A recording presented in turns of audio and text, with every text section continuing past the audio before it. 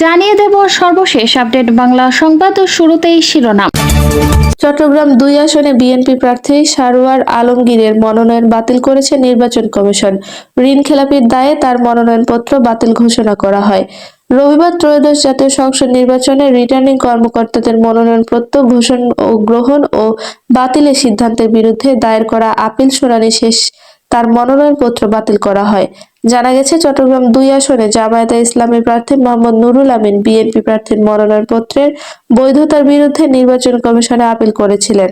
সরোয়ার আলমগীর ঋণ খেলাপি হওয়ার কারণে জামায়াত প্রার্থীর করা সেই আপিলটি মঞ্জুর করে নির্বাচন কমিশন। এর ফলে বিএনপি প্রার্থীর মনোনয়নপত্র বাতিল বলে গণ্য হবে।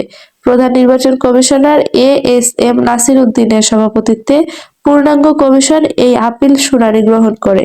জানিয়ে দেব সর্বশেষ আপডেট বাংলা সংবাদ ও শুরুতেই শিরোনাম।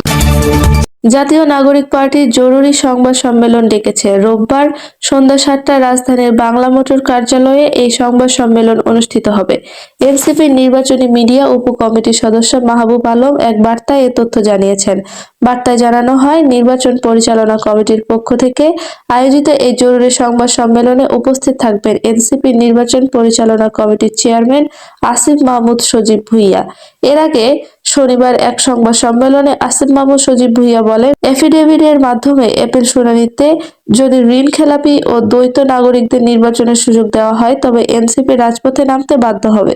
তিনি আরো বলেন, কোনো বিদেশি নাগরিককে নির্বাচনে অংশ নিতে দেওয়া হবে না।